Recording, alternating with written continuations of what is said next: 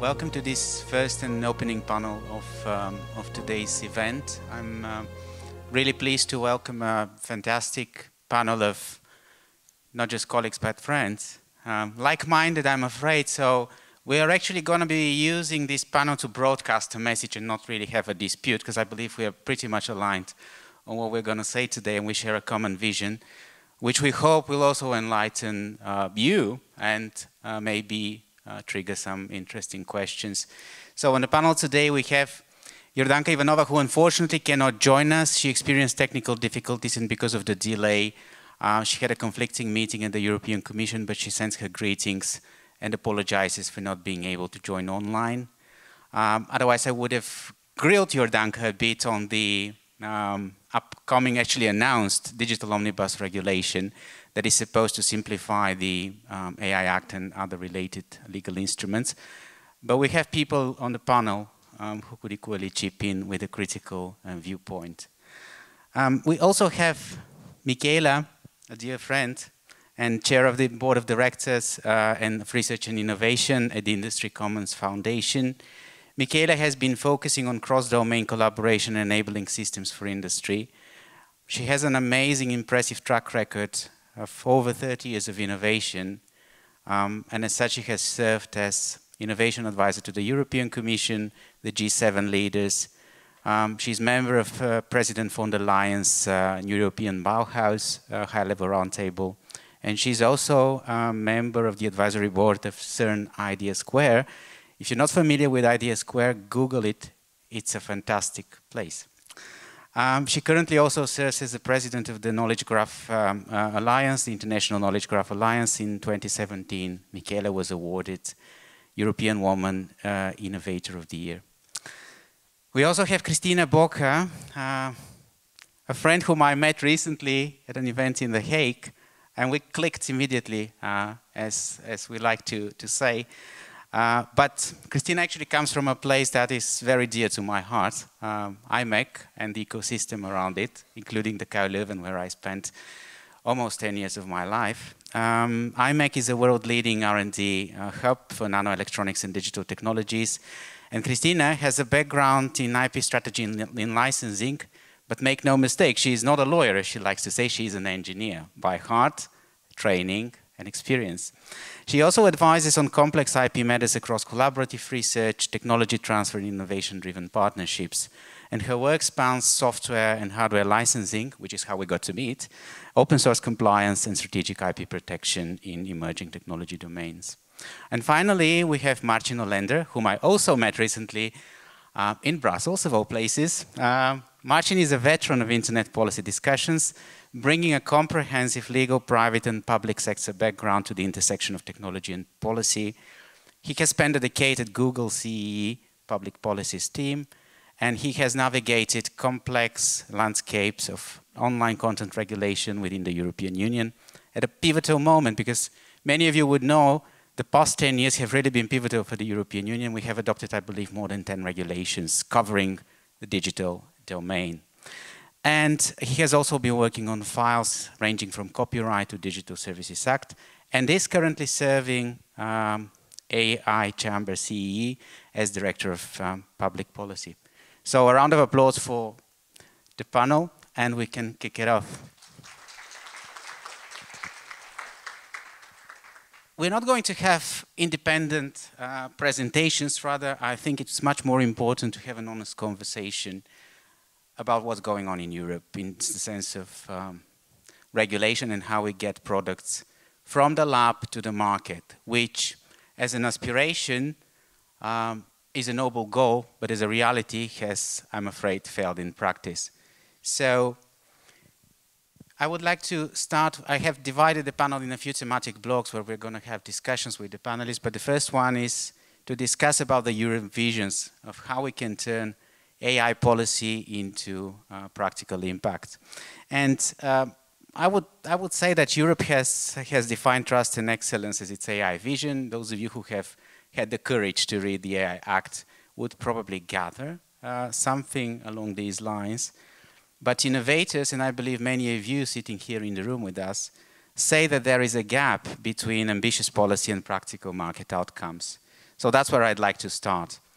Since we don't have Jordanka here, but Marcin is equally familiar with the AI Act, its development, the critical views on it and what's going on, I would like to ask him whether Marcin, as a representative of an industrial representative association, safeguarding the interests of startups and small companies, how do you think the digital rulebook that we currently have supports lab-to-market transition? Does it really? That's a very sneaky question. Sneaky question. You know, I think just sidetracking a little bit. You know, the two most recent Nobel economics prizes were awarded to people who delved into why societies thrive or economies thrive and innovate. And I feel they're kind of winking at us here in Europe, saying, hey, these things are actually important and you can influence this. This is what Daran Acemoglu basically says, right? That it's up to institutions that we build, which means not just buildings and commissions and stuff, but the legal institutions, the way we set up society, that has an impact on how the economy works. It's not given. It's made by us. So this is the basic message of these scholars. And if we look at Europe, that was the source of this, you know, the new science, enlightenment, technical revolution. We created all of this and we were the forefront of technology for a long time, and now we're not, right? Because I don't think anyone has any doubts anymore that Europe is not where things are the most advanced, where the innovation thrives the best. It's either the US, China, some other Asian countries also are competing in this space. But Europe, of course, there's great things in Europe happening as well, right? There's like imec, for example. But so, you know, let's not go completely doomy and gloomy. But we've lost some edge, right? We are no longer setting the stage, we are trailing. We are trying to catch up. Even the official European documents confirm this, right? That we are playing catch up, we're trying to regain competitiveness, regain the innovation advantage. So something went wrong. Something went at one point.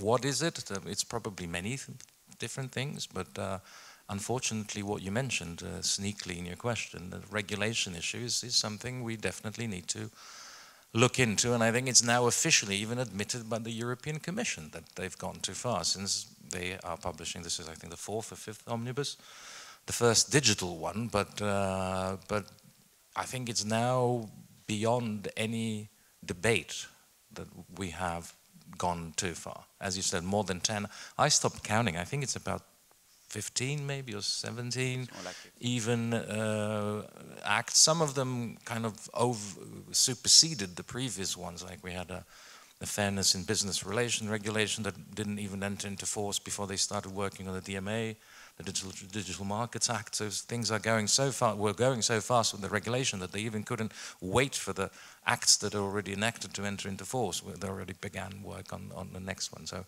we had a deluge of these acts. Some of them are still entering into force slow, like the AI Act. It's not entirely yet effective.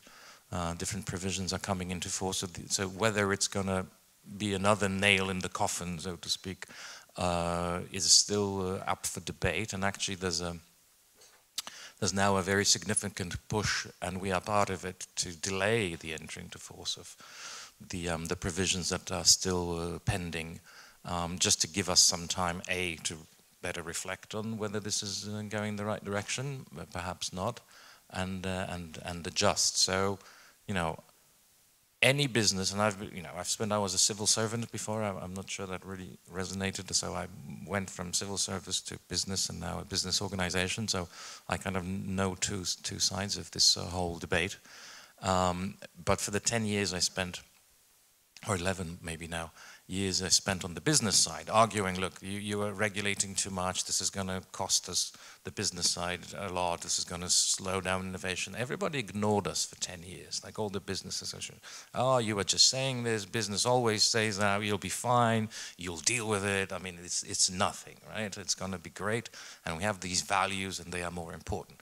And at one point, we just went too far. Every piece of legislation adds a certain burden on companies. It's not like we're going to go out of business because of GDPR, right? But GDPR costs many, many hundreds of millions of euros across Europe to implement and keep up to date, etc. And then you add Data Governance Act, and then you add Data Act, and then you add AI Act, and then you add, and suddenly Cybersecurity Act, the NIS Directive, and you get a layered cake of regulation that suddenly, if one adds 1% to the costs and subtracts 1% to the things you can do, because you just, some things are too risky or illegal or stuff, and then you get a compounding effect on business. And we've gone too far. We have the omnibus as a small, tiny little step back, but maybe it's the first step in hopefully, it's the first step of many that we will take to get rid of this mountain of over-regulation. Thank you. I had a very interesting chat this morning with a fellow journalist who asked me, do you really believe that we could simplify regulation with another regulation?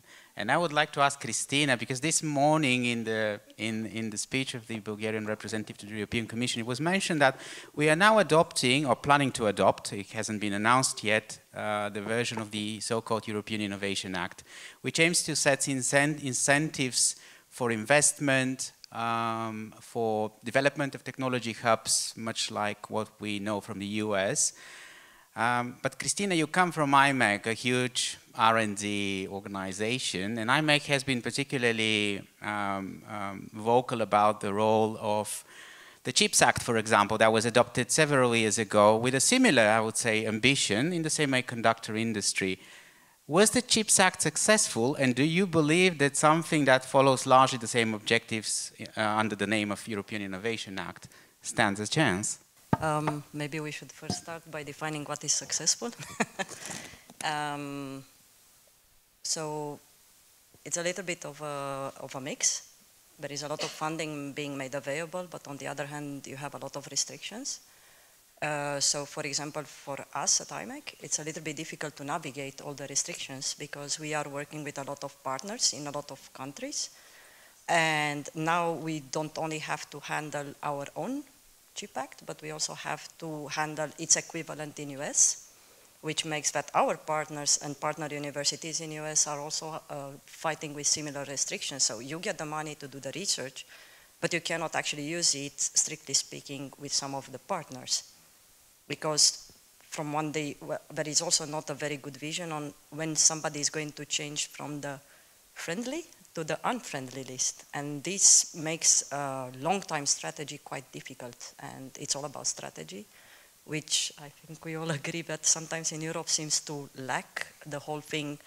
It's a very reaction kind of movement. Every time we are reacting on stuff and we are not thinking strategically. And getting back to what Marcin was saying, we have a lot of regulations. We've seen now the impact of GDPR. For example, it took more than 5 years until there were some ideas on how to implement it in a decent way. And now you can say, yeah, it's kind of working. Everybody knows what they need to do. But we have the cybersecurity regulations coming in now. How are we going to blend that also? We have the Data Act, and okay, at imec we are not so impacted by that, but imagine all the industry that has the smart devices, and they will have to blend. And it's the whole navigating in between all this regulation. It's, yeah, omnibus. Okay, I will have to read it. I already admitted that I didn't have time to read it yet. I honestly don't believe that it's going to fix stuff because it's so many things we have to balance and to practically implement, and I think there is a little bit of a fracture between the theoretical of the legislation and how we should implement it. And the Innovation Act, yeah, I'm going to hold my breath on that one. I'm still waiting to see how we implement all the things that have been dumped to now. So yeah. That's the thing, isn't it? Please, Michela. I mean, this is mind-boggling. You know, we have been pioneering things in Europe for ages. We were doing experiments with generative AI, big pilot projects. 2014, we were feeding policy directly from experimentation that combined expertise from all the different domains, areas of knowledge, and it was showing very clear pointers to what's required in these new framework conditions. One of our main, the top recommendation from the Connect Advisory Forum, DG Connect, was to Commissioner Oettinger to introduce market adoption readiness levels. This was in addition to the technology readiness levels. We were adding layers of assessment of risk of an application. We're working with AI at this point, right? This is 11 years ago, 12 years ago now. And then we are looking at how many early adopters and how much data can we yield from early adoption and what can we learn from this. And we knew already, I mean, I remember a case because I was London-based, of a company selling for a huge amount of money in 2007 purely on the amount of data that it had accumulated about users. Already in 2007 we knew that investors will come in and invest in early stages. In Euro speak we could say TRL 3-4, something like that, because of the amount of data that was accumulated. This was the recommendation number 1, introduced market adoption readiness levels into these systems. The irony is, currently, all of us here are part of a gigantic AI demo that's been imposed on us. All of us are part of it. All of us are early adopters whose data is being accumulated to raise more money for this giant AI demo. So the very market adoption readiness levels are being used right now and tested on us. And basically what we are advocating for in Europe and what we have been advocating is to do this very thing but in controlled environments. Because what we are being exposed to is high levels of risk, of course, with this current demo, giant AI demo. And what we want to do is stimulate more test and experimentation facilities, trusted research environments that we are now building in different areas where we can do the very same thing, but we can get early investment by constructing these environments in the correct way and involving regulators from the beginning where they can make informed decisions. If anything, there's one thing I would say from the Industry Commons Foundation perspective, I've been advocating for this for 10 years now. Introduce systems of agreements into the data tests and experiments as data formats that are optimized in the same way, because basically we need to respond to framework conditions. So if you are going to introduce regulation in the same way as you introduce all the other data models into the system, systems of agreement, systems of resilience, systems of responsibility, etc., then you need to do it in iterative ways in which that the way that digital technologies are developed. And if you're going to do it in iterative ways, you have to be present at all the stages of tech transfer and deployment, and then you will make informed decisions. I would say that I'm actually very impressed by our colleagues from Japan. They probably think it's a hindrance that they have to go through very lengthy processes in regulating, because that's what their system dictates. And we have been working, thanks to the IDSA, with colleagues from Atsumi and Sakai, who are working with the University of Tokyo, also in advising the government. And they say to us, we have to take our time over legislation. Usually it's 3 years. At the quickest we can do 18 months. That means we have to look at what are our current legislations in place that regulate society, because they're there for a reason. And how do these new framework conditions fit into our bird's eye view of what the society should be about? Now that is missing. What are we doing in Europe? We're doing this knee-jerk reactions, big hype. Oh, let's just get in there and regulate quickly. Where is our overall vision and our roadmap of where the society, how do these framework conditions now fit into what we want to achieve as a society? We need to have that dimension.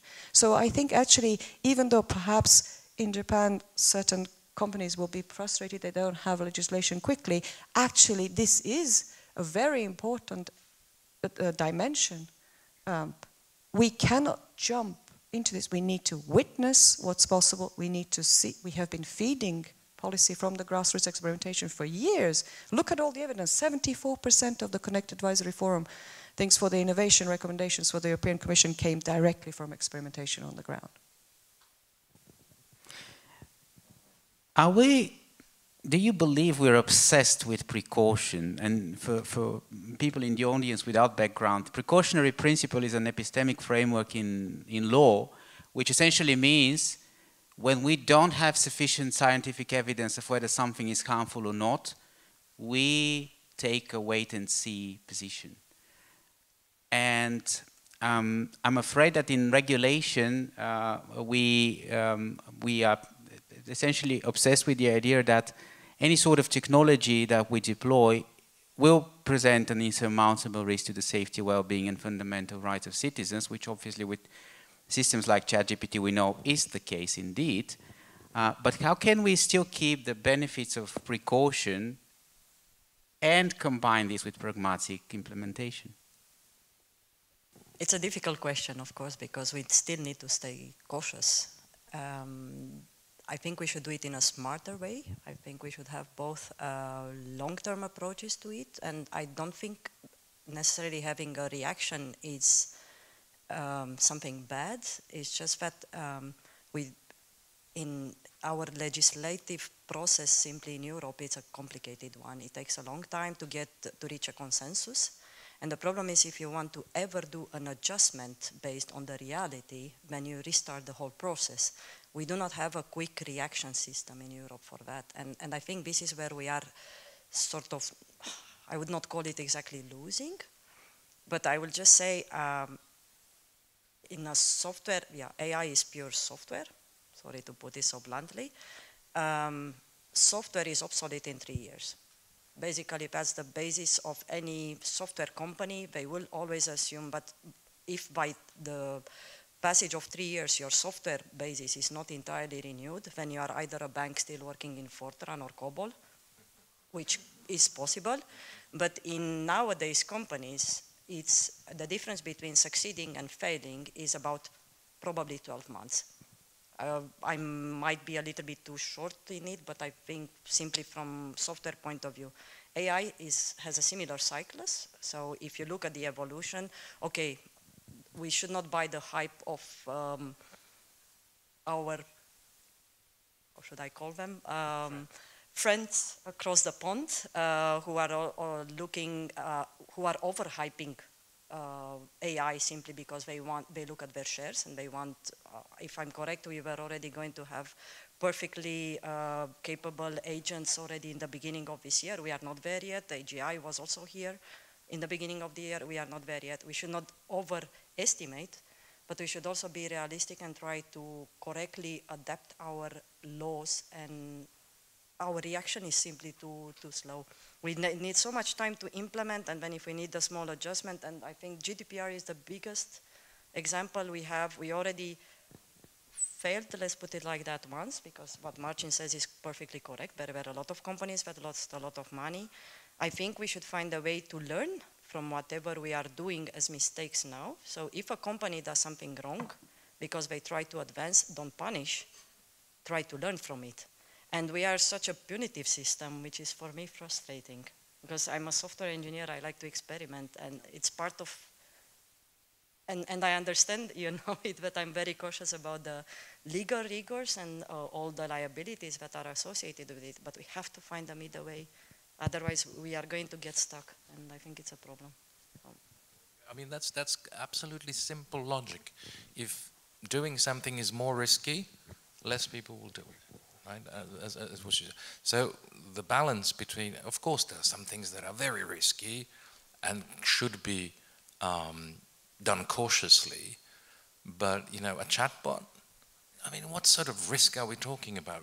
It's blown completely out of proportion in Europe. Like, oh my God, what's going to happen? Our society's going to crash. No, it's not. It's just a bloody chatbot. You know, let's be realistic, and everything has a price. And risk has a great price.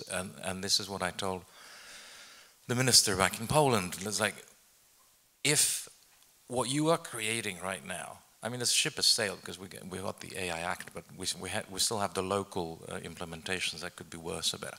But the bottom line is, if you are saying through this AI Act that if you employ, because it just, you know, AI Act is not only for the creators, for the makers of AI systems, but also for deployers. So if you're even by using AI, you're incurring an additional layer of risk, because it's not just bureaucracy, it's also risk, right? You can be legally held liable for X, Y, Z, and if you don't do AI, you will not. I mean, what kind of a message is this to people? Yeah? AI is risky.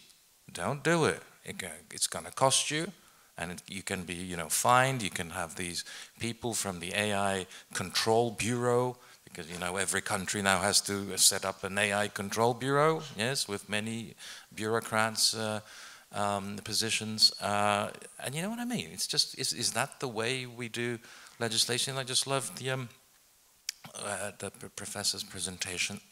Technology is your friend. We lost that ideology. Yeah? We started looking at technology as a potential source of risks. I mean, you know, the creators of the Manhattan Project, they didn't know that Earth wasn't going to blow up. I mean, there was the risk there that the chain reaction would continue endlessly. They considered this, but they said, you know, let's go. Let's see what happens.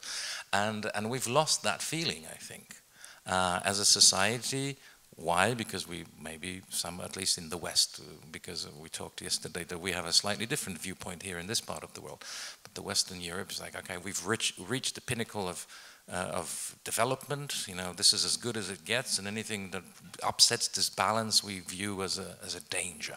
Yeah, so we got to put shackles on it. We got to try and limit it, because it's you know, it could mean that someone loses, right? So we are so afraid that someone would, an industry, for example, we don't want to upset existing industries. You know, you mentioned Commissioner Oettinger, my least favorite commissioner probably ever, who was so bent on protecting the newspaper industry, right? Because of his friends, but because of his friends at Axel Springer. And that is the ideology of what we're doing, many things in Europe. Yeah, we don't want to upset the balance. We don't want to upset existing relationships. Yeah, so on the risk aversions front, yeah, we definitely. The question is, can we move back? Because it's not easy to change mentality, right? You can change a piece of legislation, but how do you change a whole mindset that is risk averse, innovation averse, that wants to protect what we have and wants to limit what the new stuff that can come in. You know, I think it was Machiavelli that said that innovation will always have many enemies. The new will always have enemies because it upsets the status quo, right? And in Europe, this is very apparent, that the status quo is very strong, and the people who want to change it have an uphill battle. But, you know, fear is directly connected to ignorance.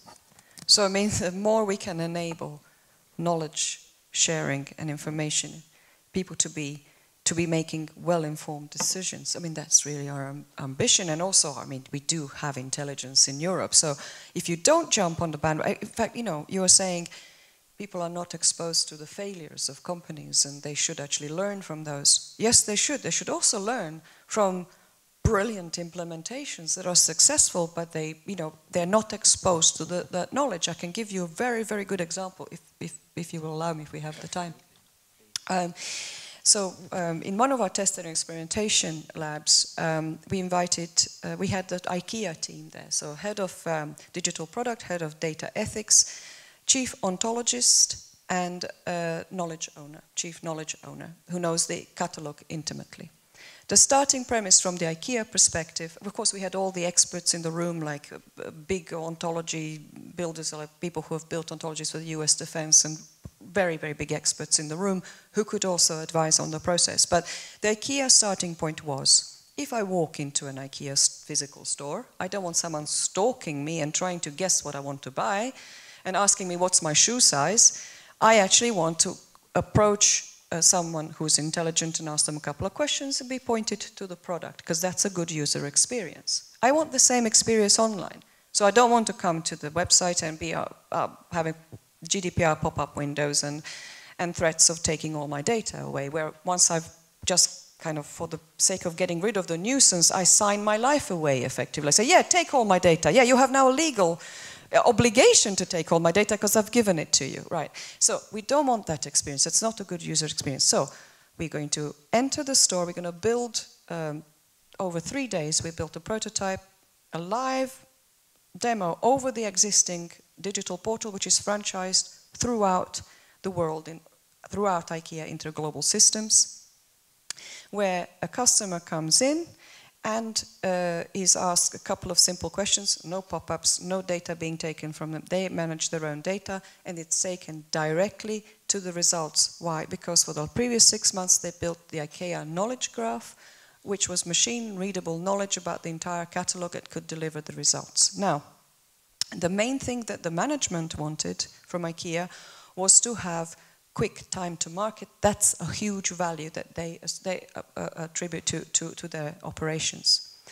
In half a day, a new category requested by a customer was implemented by the knowledge owner in the correct part of the knowledge graph. We reconnected, or they reconnected, the IKEA team did all of this. This is IKEA intelligence.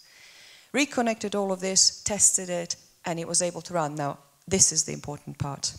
It would have taken them, apparently, and this is directly coming from the IKEA team, 6 months of an army of people of re-tagging every single product, or retraining models in the cloud, and huge amount of storage of big data in the cloud and data models, huge amount of data carbon footprint. So not only did they approach the subject matter from the ethics perspective, then they delivered on the mission for the management, faster time to market, but inadvertently optimized the process, saved on human effort, on data processing, on big data, and on data carbon footprint. And then this system got rolled out across IKEA interglobal systems. If I go to the IKEA portal in Sweden, I don't get a GDPR pop-up window anymore.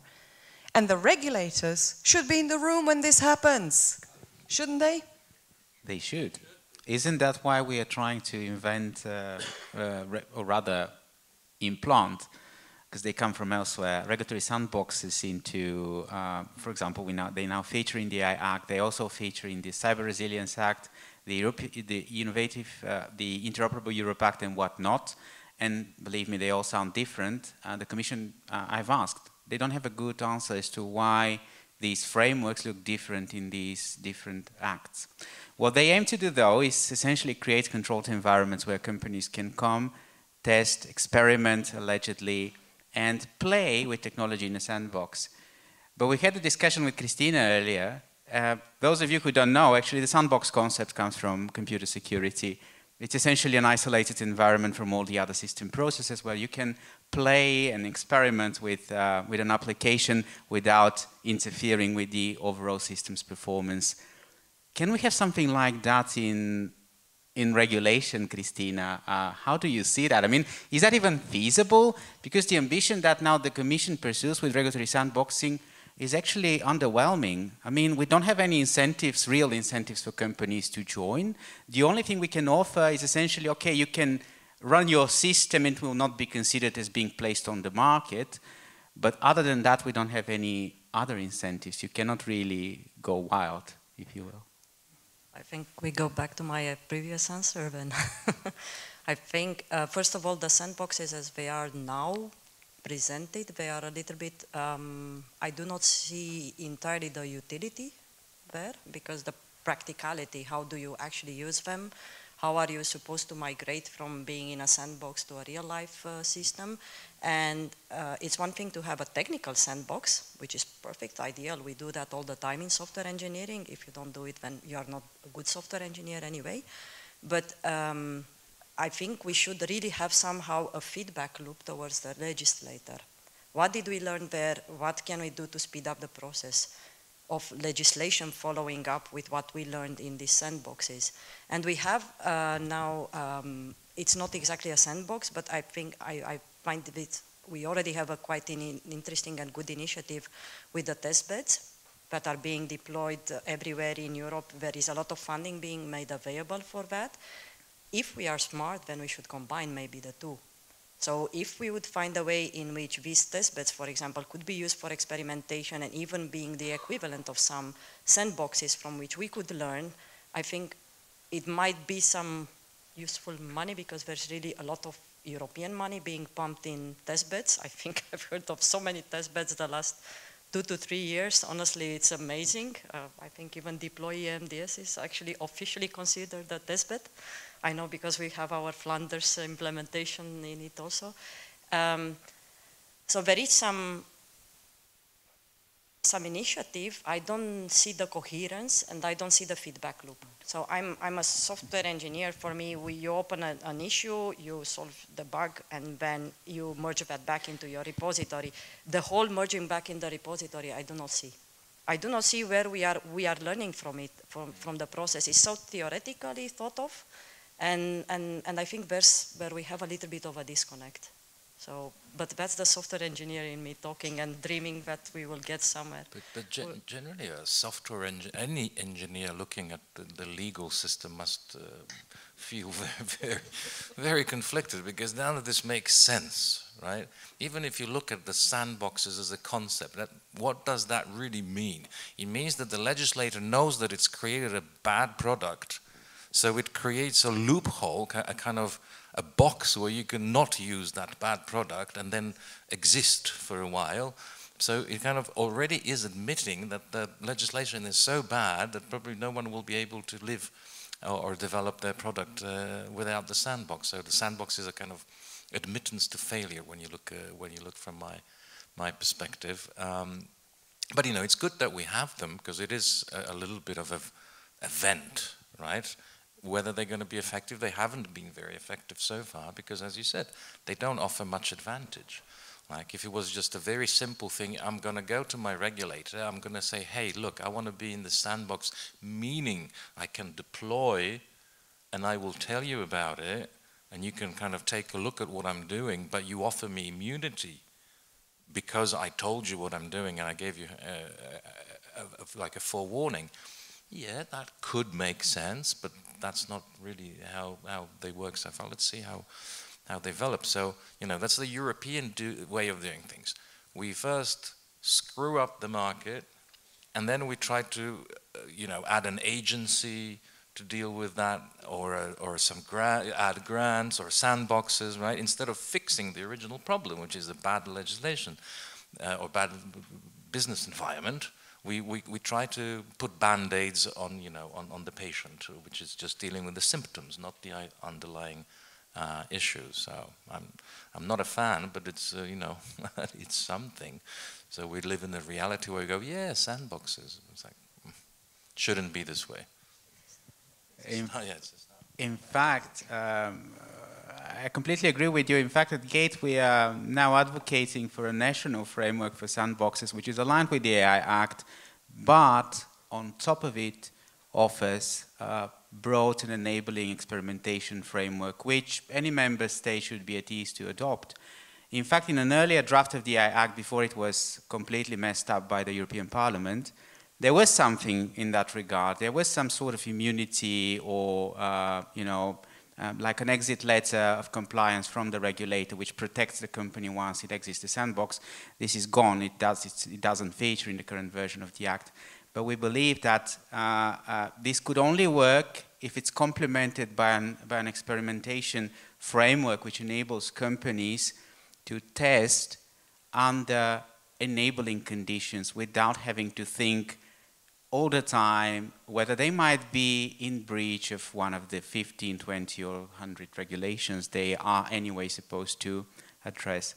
And I wonder, Michela, in your experience working with prototyping essentially and experimentation, do you think we can, I mean, such experimentation frameworks can learn from that experience that you talked about earlier?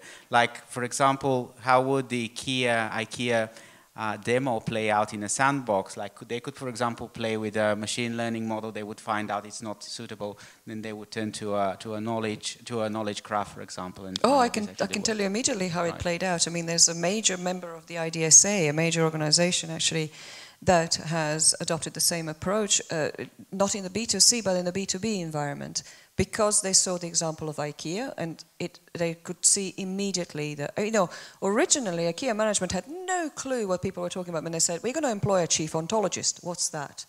So basically, what's in it for us? So basically, you need to demonstrate the capability to the management, and that actually showed them the benefits and the ROI.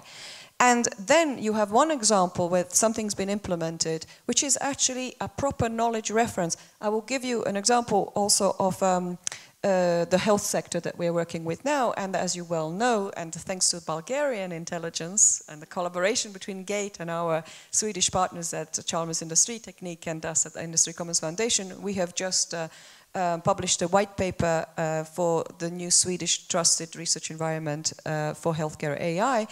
The way that we onboarded the people like AstraZeneca to be part of this was literally last year. We asked, we did some tests in sort of a safe testing environment. We were asking very simple questions to large language models. So, for example, draw me a couple where a woman is taller than the man. Couldn't do it. Could not do it, no matter how many ways you asked. And of course, the AstraZeneca's people, their jaws dropped. They went, well, hang on a second, if we can't do that, then how is it going to handle kind of complex issues of healthcare and clinical user testing and whatever else? And of course, since then, we've been, they've kind of weighed it, adjusted it. But at that time, if they could have just asked an ontology, a knowledge graph that maps out, human knowledge, it would have immediately have known that the probabilistic thing that's on the nasty kind of prejudiced web sort of information, huge web information that basically tells you our societal model is not such that we'd ever represent a woman taller than a man, so we don't have those pictures, basically. It would be taught, well, of course you can have it, and of course it's possible. And it's so simple. It's unbelievably simple, and you just go, why? Why don't we have these hybrid systems that cross-reference knowledge where we map out knowledge correctly? We've been working on ontology ecosystems for years now, and all the big companies like Airbus have ontologies embedded in their stack. So it's a model that has to exist. You need to know what your knowledge in your company, what the actual relationships are. And then you can use you can build other models that reference knowledge correctly. So as I say, we're part of this giant demo that's actually really a bit kind of risky and wonky, and it's doing things in one way. But there are solutions that once you're exposed to them, once you see the power of them, everybody jumps on board and says, hang on a second, we should have one of those. So if you're part of this kind of sandbox that actually is conducting experiments, is demonstrating from actual use cases, modeled on real existing systems like IKEA was modeled on top of the website, on top of the actual live catalog. The experiments that were conducted with the large company as part of our manufacturing value networks is also with their real supply chain data under very controlled, very strict conditions, of course. But these are things that really work because they are working with real use case scenarios, with real data. And then if you can see how well they work, you can go and test it yourself and apply it to your scenarios. It's a no-brainer for me. I have, as a software engineer again, 2 observations where we have a principle which is called garbage in, garbage out. Yeah, absolutely. It's perfect, it works for AI, it's the perfect demonstration of it. Second of all, AI and the way the algorithms are trained, we are looking for mathematical optimization. We are not having any kind of correlations in the way we are doing the correlations.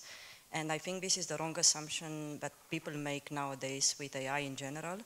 I think we should really do more about explainability, trying to find out what's in the box. And I think the best example, I don't know if everybody knows it, there was one of the earliest labeling systems or trainings.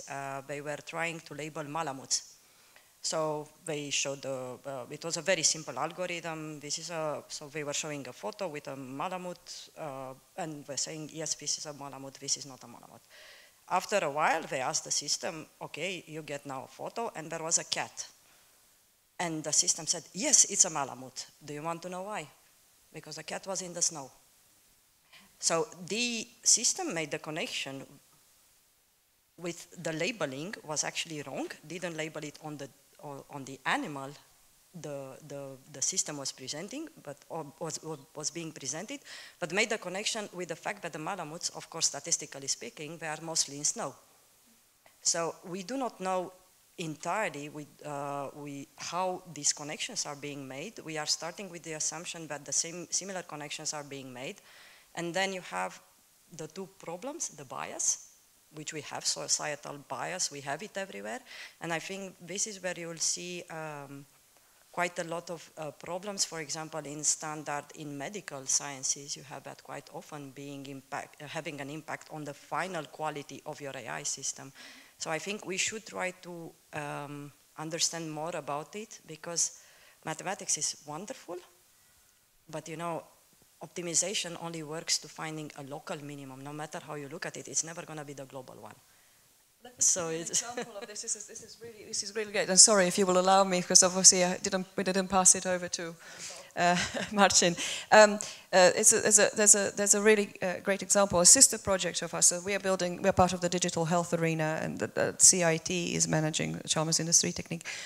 But there's a sister project in Sweden where they've looked at synthetic data, and they looked at when you kind of, you know, what is normalization in software, right? So very good question, isn't it? So you take a data set because you want to strip it of any information that would have any pointers to being able to describe a person or relate to a person or use case, right? So what you do is you take a data set, strip it of any peaks and troughs, so anything that spikes up or down, and you normalize it. What does normalization mean, right? Who has set the criteria of what is normal? It's a very good question. What happened was they took a diverse set from healthcare, wanted to strip it of all the data because the healthcare companies want to work with synthetic data. That's the way that they can work. And they realized suddenly it was massively biased towards white middle-aged men. And it was turned into a biased data set by being synthesized. So this is something that's really important. Now, it's important to realize that every data set is biased. There's no such thing as unbiased data. However, if you build knowledge about it, which is why we introduced this strategy of just data annotation, it's already been in the European recommendations, particularly introduced by the European Open Science Cloud, which is a federated system that is looking at the various different strategies, and as you well know, is a platform that very much supported the evolution of fair data technologies. So technologies that are findable, interoperable, accessible, or reusable. I got it the wrong way around, but never mind. Anyway, fair data technologies, and this is a system that's adopted by everybody. But industry said to us when we were doing the study on the expansion of EOSC, does that mean it's fair to people? Well, no, these are fair technologies. So what we actually need is to have just data practice that matches fair, and this has been introduced in the Strategic Research Innovation Agenda by the EOSC since 2021, which is that we need data practice that's judicious, unbiased, safe, and transparent. Why? Not only because we are responsible and we have a very, very big, unique selling proposition from Europe to actually create systems with responsible data. Not because we are responsible to the citizen, we are responsible to the citizen to do this, but because it's hugely profitable. The knowledge about the data is more valuable than data themselves. Absolutely. If we build systems that build knowledge about the data, the way that data sets are used in various, from clinical use cases to operational use cases, production use cases, whatever, and the biases in data will behave differently in the different use cases. The more of that knowledge we build in a shared platform of just data practice, the more informed decisions we can make of how to deploy that data. We can optimize the deployment. We will know that it will work rather than throwing a huge amount of data at something that we don't know whether it will work, and we get unknown unknowns.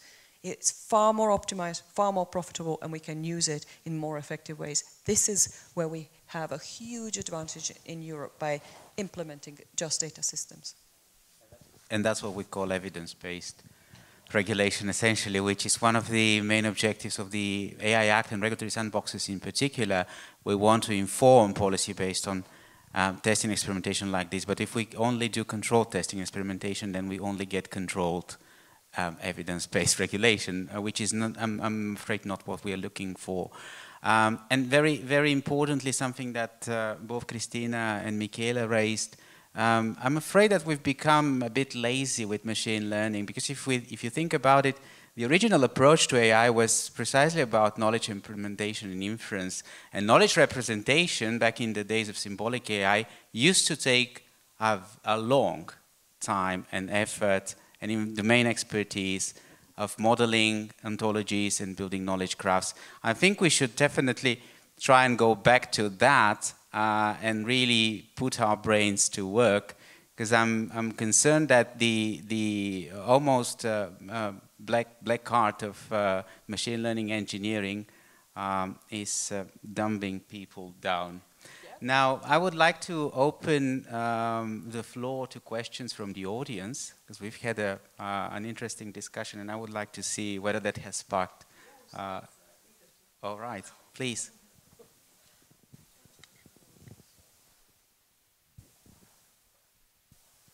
Hello.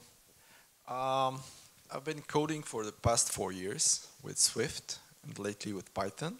So in the software engineering part, I'm mostly a designer. So I'm looking now with the AI systems. But what I'm really curious, because Bulgarian is not a language of any like native software language. And for me, that's one of the biggest issues with the future of maybe languages and culture. How do we preserve native languages in this era where everyone is coding in English? And do you think there is a chance to like help the kids adopt skills to code in this area? And how do we do that? Thank you. That's a very complex question indeed.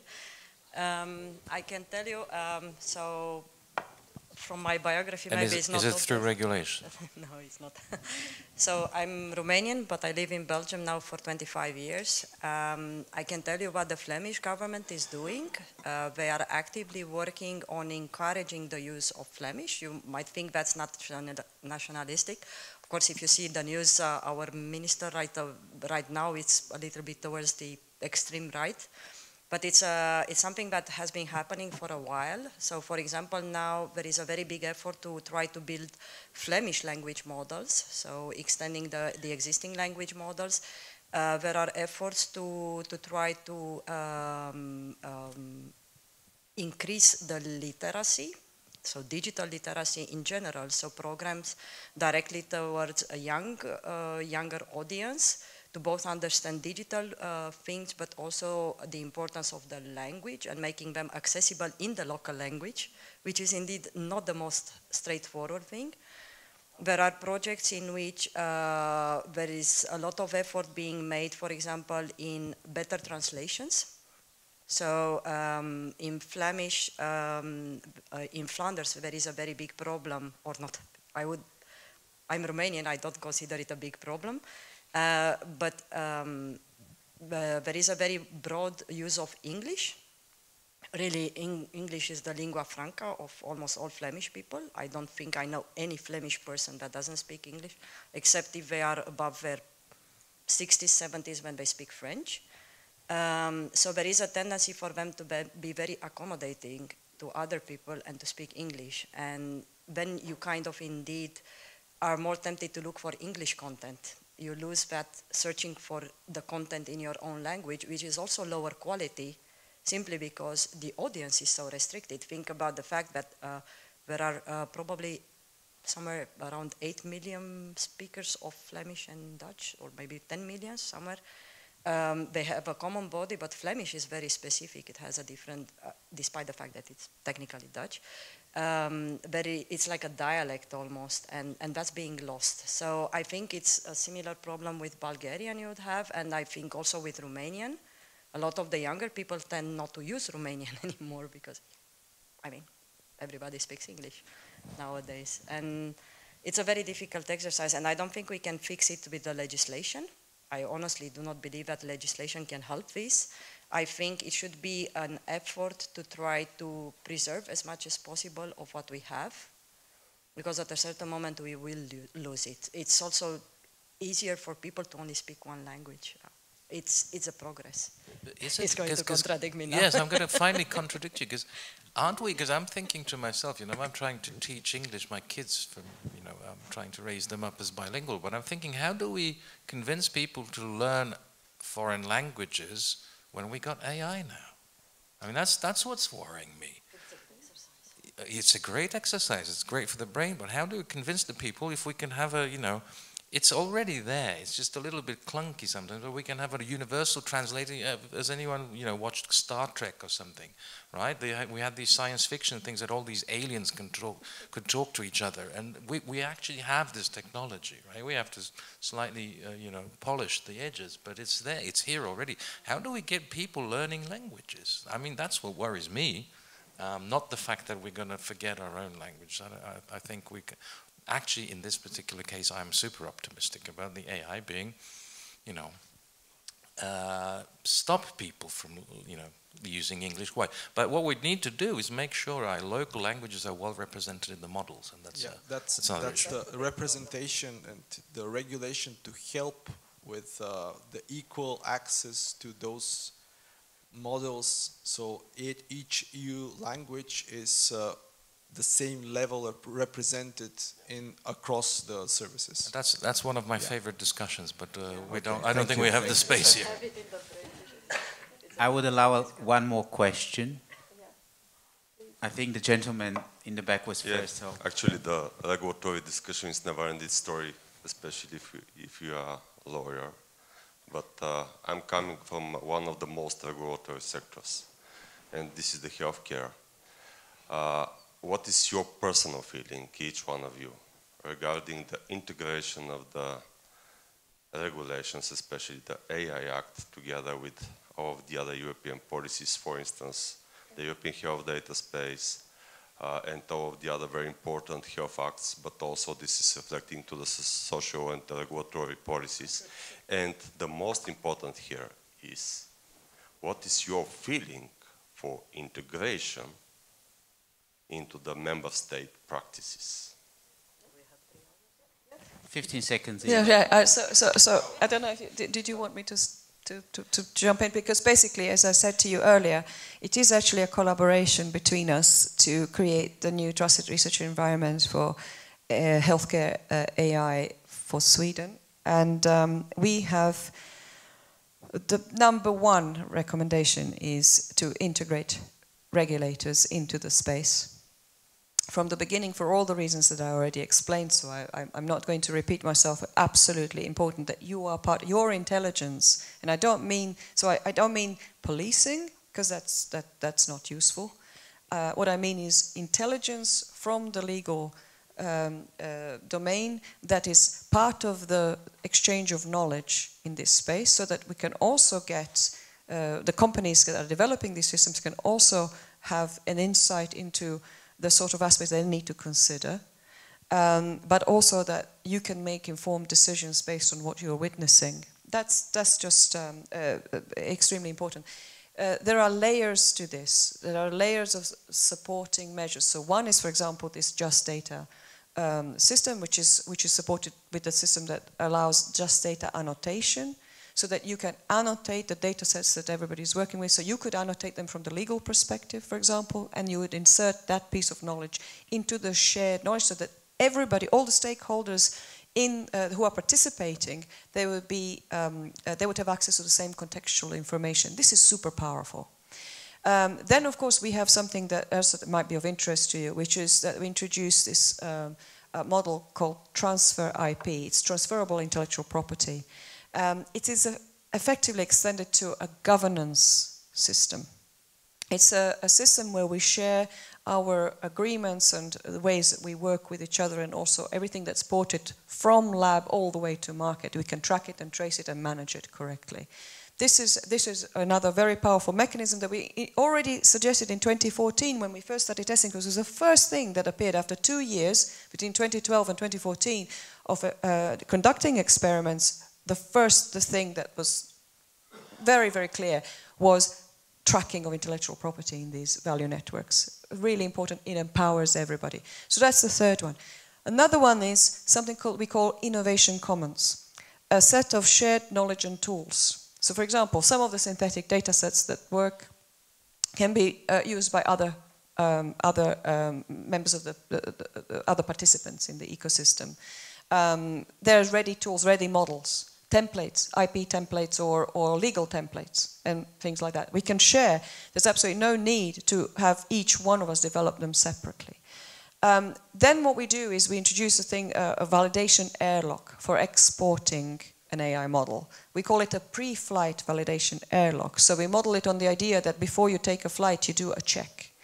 And you check whether all of your agreements are in place, whether all of your safety measures are in place, where the computing power is possible for what you're trying to do, etc. You look at what it will take.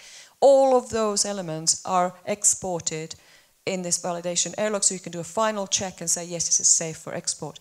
And finally, what we do is, what we are recommending is deployment stewardship. So basically, we monitor deployment and we feed that data back into the TRE, something that Ivo has called the health report for the health sector. So basically, we see how healthy the model is as we take it out. So we've actually, these are the enablers, and you need to be part of it. Absolutely.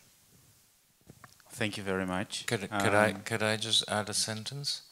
Just a sentence. That just sounded really, really complicated. And you know, healthcare is one of the, this is a huge question. Like, do we allow healthcare more in order to reach more efficiency, which, for example, could mean finding a cure for cancer, right, quicker? Or do we lean on the safety side, make sure no harm ever does? So this is one of the a very good question. I would, of course, hey, I want the cure for cancer, okay? But, we take this over lunch, I'm afraid, because my colleagues from the research panel are looking at me.